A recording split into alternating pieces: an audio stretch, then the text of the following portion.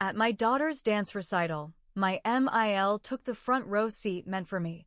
She looked me in the eye and said, "She performs better when you're not around." My husband said, "Let it go. Don't start drama." But when the recital ended, my daughter ran straight into her arms and whispered, "Thanks for helping me keep it a secret from Mommy." I checked her backpack that night, and what I found made me file for full custody. I've been holding this in for weeks. Honestly, I still don't know how to explain the kind of pain that hits you when you realize your own child has been used as a pawn, your own kid, the one you carried, raised, cried over, the one you'd take a bullet for. And the person pulling the strings? Someone you trusted just enough to never expect this. My name's Heather. I'm 39. I live in a suburb outside San Antonio. I've been married for over a decade to a man I met in college named Brian. We've had our issues, what couple doesn't? But we always made it work. Or at least I thought we did. We have one child together, Ava. She's 8. Bright, creative, a little sensitive, and the absolute center of my life. I've worked part-time ever since she was born, just so I could be there. Mornings, bedtime, field trips, dance practice, doctor's appointments. I was there. Always. Until I wasn't. And not because of me. It was 2 Fridays ago. Ava's dance recital. She's been in this little local dance school since she was 5. They do 2 big shows a year, winter and spring. This spring show was a big deal to her. She had a solo, her first. We practiced her moves every night for 2 weeks straight. I even took off work to do her hair the day of. We picked out her lip gloss together. She asked me over and over, "You'll be in the front row, right, Mommy?" Right in the middle. I told her yes every time. So I got to the auditorium an hour early. I walked fast to the front row, middle seats, and stopped in my tracks. Marlene, my mother-in-law, was already there. Legs crossed. Program in her lap. Big smile on her face. She looked at me like she'd been waiting for me. Before I could even speak, she leaned in and said in the quietest voice, "She performs better when you're not around." I just stared at her. I couldn't even believe what I'd heard. I blinked and said, "You need to move. That seat is for me." She didn't move an inch. She smiled and said, "Let it go. Don't make a scene, Heather. It's not about you." That's when Brian showed up behind me. I turned to him, thinking he'd back me up. But he just shrugged and muttered, "It's just a seat. Don't start drama." I wanted to scream. But Ava was backstage. She needed to feel calm, supported, loved. So I sat in the 3rd row, far to the left. My hands were shaking. I tried to calm myself by focusing on her performance. She was great. But even from where I sat, I could see her eyes searching the crowd. She looked confused. Then she smiled, but not at me. She was looking at Marlene. After it ended, I followed the crowd into the hallway. I saw Ava come out in her costume, looking around. I opened my arms. She ran right past me, straight to Marlene. She threw her arms around her and whispered something. Marlene looked right at me as she said it. She didn't even try to hide her smirk. I walked up slowly, and just as I got close, I heard Ava whisper, "Thanks for helping me keep it a secret from Mommy." I froze. Marlene gave me the smug, proud look like she was daring me to say something. Brian was a few feet away talking to another parent. He didn't see or hear anything. I smiled. I hugged Ava. Told her she was amazing. We went home. I said nothing the whole car ride. Brian acted like everything was fine. Ava hummed to herself in the back seat. But when we got home and she went to bed, I pulled out her backpack from the corner of her room. I don't even know why. Something in me just needed to see what she'd been carrying. Something felt off. Inside were crumpled wrappers, dance notes, a pair of tights. And then I found a folder I'd never seen before. Inside were printed emails. Long threads. Back and forth between Marlene and Ava's dance teacher. One message from Marlene said, "Heather is too controlling." Ava needs space to grow without feeling judged. Another said, let's keep this just between us. Ava's staying with me to practice. Heather thinks she's at a friend's. I flipped through page after page. The teacher had replied, understood. I'll keep you copied on all updates, and I won't mention anything to Heather. I felt like my skin was on fire. Then I found Ava's glitter journal tucked behind the folder. It wasn't hidden, just zipped in another pocket. On the first page she had written, Mommy always wants everything to be perfect. Grandma says she's too much. Grandma says Daddy will protect me if Mommy gets mad. I like practicing with Grandma more. She says I'm the best even if I mess up. Page after page. My daughter, my baby, had been taught to see me as someone she needed protection from. I sat on the kitchen floor with that folder in my lap and just cried. I cried for myself. For Ava. For what had been done to our bond. I cried because I realized how deeply Marlene had sunk her claws into my kid and how Brian just let it happen. The next morning, I didn't even wait for coffee. I called a lawyer. The lawyer's name was Michelle. Mid-40s, no nonsense, and sharp as hell. I barely finished telling her the story before she said, we're not dealing with just boundary issues here. This is emotional manipulation. Possibly parental alienation. I didn't even know what that meant. She explained it, basically when one parent, or someone close to the child, poisons them against the other parent. Makes them distrust, fear, or even hate the person who's supposed to love them the most. It's hard to prove in court, but it's not impossible. Especially if there's proof. I had emails. I had Ava's journal. I told Michelle I wasn't trying to hurt Ava or make a scene, I just wanted to protect her. She told me the best thing I could do right now was document everything and keep calm. No big blow-ups. No yelling at Marlene. No accusing Brian in front of Ava. Just keep collecting and let her handle the legal side. That was harder than it sounds. Back at home, I tried to act normal. Ava was sweet, bubbly. She showed me a dance move she'd learned and asked if she could go to Grandma's that weekend again. I smiled and told her we'd see. I wanted to scream. I wanted to rip the whole world apart.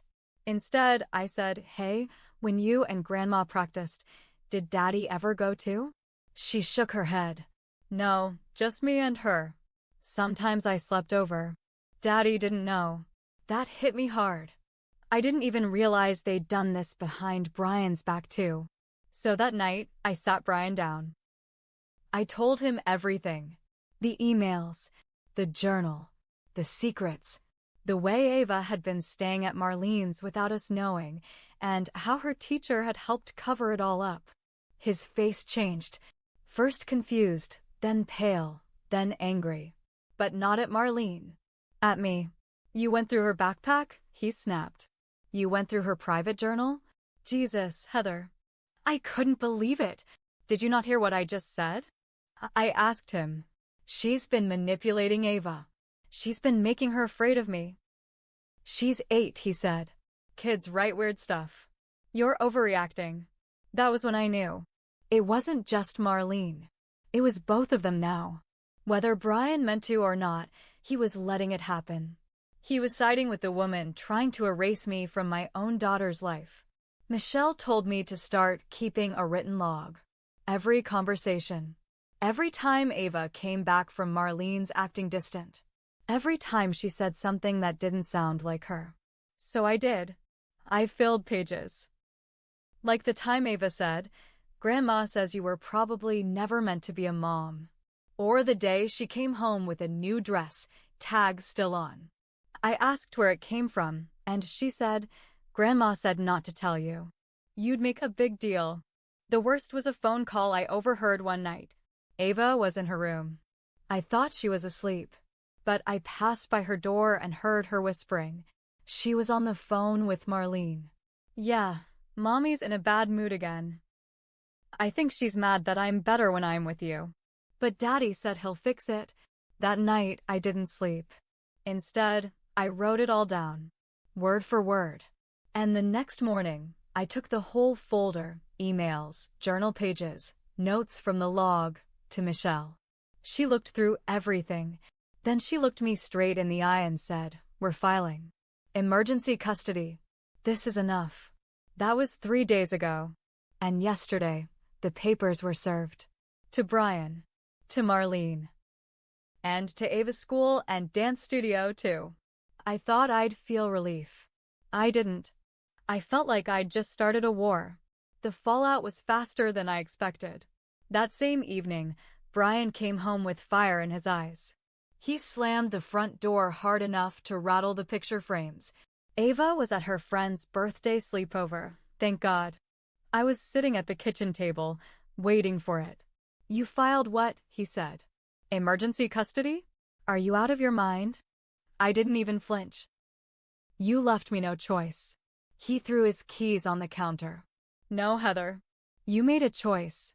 You're trying to rip our daughter away from her family over what? Some emails and a damn dance recital." "No," I said calmly. "Over the fact that your mother has been brainwashing our daughter to distrust me. Over the fact that you let her do it." He laughed, cold and sharp. "You're paranoid. You're losing it. I should have stopped you years ago when you started acting like the perfect mother." That hit me like a punch. Not because it hurt, because it told me exactly what I needed to know. He resented me. He always had. And he was never going to protect me or Ava.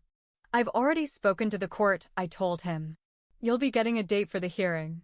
And if you keep yelling, I'll be filing for a temporary protective order, too." His face went white. That night, he didn't sleep in the bedroom. The next twist came 2 days later. Michelle called me early in the morning.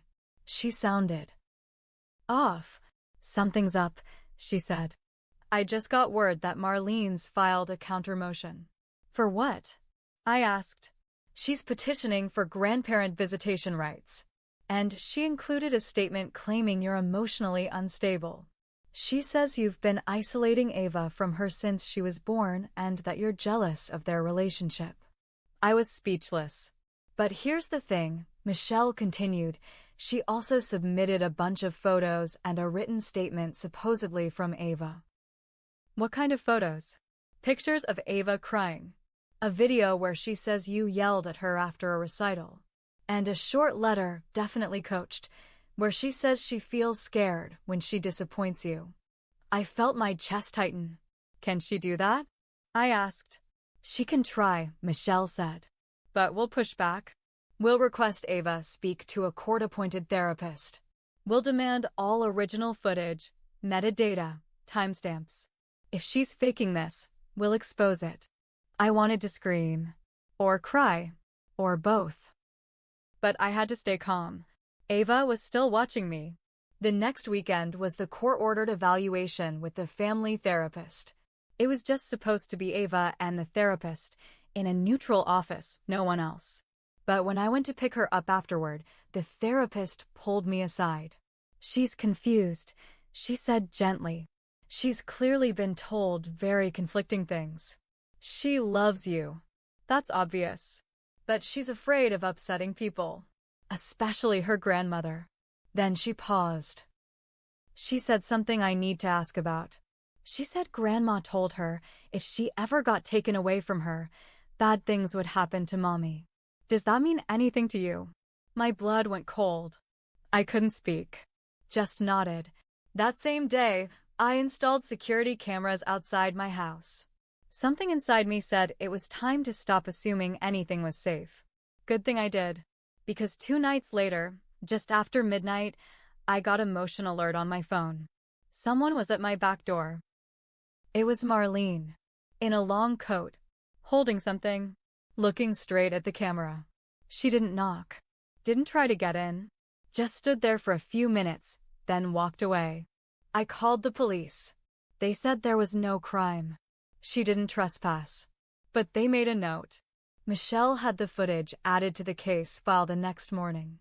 "I think she's losing control," she said. "And that makes her dangerous." I was exhausted. But I wasn't scared anymore. They pushed me too far. Now I was pushing back. The court date finally came. A gray Monday morning, the kind where the air feels too heavy to breathe right.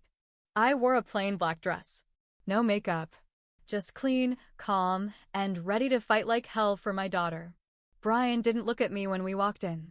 Marlene was already sitting in the hallway, flipping through a folder like she was the damn attorney herself.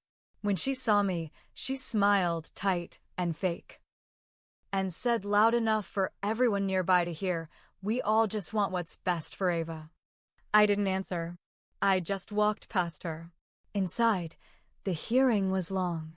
Hours of arguments, statements, and evidence. My lawyer, Michelle, was calm and clear, showing the judge the email threads between Marlene and the dance teacher. She read the lines where Marlene said I was too controlling and that Ava needed distance from her mother's influence. She handed over Ava's journal with highlighted entries about how Grandma said Mommy makes everything stressful and Daddy will protect you if she gets mad.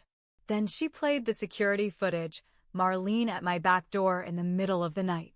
Silent. Watching. Their lawyer tried to twist everything. Said I was overreacting. That I was jealous of the bond between Ava and Marlene.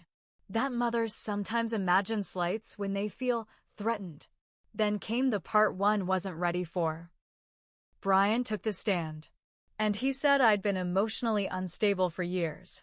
He said I was cold, strict, made Ava feel like she had to be perfect all the time. He admitted he knew about the overnight stays at Marlene's and that he agreed to them. Heather doesn't mean to be cruel, he said, but she can't see how much pressure she puts on Ava. My mom just gave Ava a safe space. My whole body shook. Michelle leaned over and whispered, "Stay calm. You're winning." And then Ava came in. She wore her favorite pink sweater. Hair in braids. Holding her little stuffed bunny. She was nervous. Fidgety. The judge smiled at her and asked simple questions. What do you like to do after school? Who helps you with homework? What do you do when you're sad? Then she asked, who do you feel safest with? Ava paused. Then said, Mommy. When she reads to me, I feel safe. The judge nodded. Then asked, do you think Mommy loves you? Ava nodded hard. Yes. And Grandma? Ava blinked. Looked around. Then she said, Grandma told me not to say anything bad. She said if Mommy gets mad, it'll be my fault. That courtroom went silent. The judge thanked her and asked for the room to clear for recess. When we returned, the ruling was fast. Full physical custody to me. Brian would get supervised visitation for now until he completed parenting counseling and a psychological evaluation. Marlene? No visitation. No contact. A restraining order filed immediately. She wasn't even allowed at school events unless cleared by the court. The judge called her behavior a campaign of manipulation. I felt like I could breathe for the first time in weeks. But the damage wasn't done just yet. That night, Brian showed up at the house. Not to apologize, but to yell. He stood on the porch shouting about how I ruined his life and turned Ava against her family. I called the police. Again. They warned him to leave or be arrested. He drove off with his tires squealing. 2 weeks later, I found out through a friend that Marlene had packed up and moved to Arizona. Gone without a word. And Brian? He started skipping the supervised visits. First one, then another. Then he just disappeared. No child support. No calls. Ava stopped asking for him after the third no-show. She's in therapy now. So am I. It's not easy. There are still moments where I wonder if I could have done something sooner. If maybe I was too focused on being the perfect mom that I missed the cracks forming around me. But I know this, no matter what mistakes I made, I was there. I didn't walk away. I didn't choose silence over my child. And in the end, I saved her. The cost was high, but I'd pay it again every time. Because no one gets to take my daughter from me. Not even her grandmother. Not even her father. Not ever again.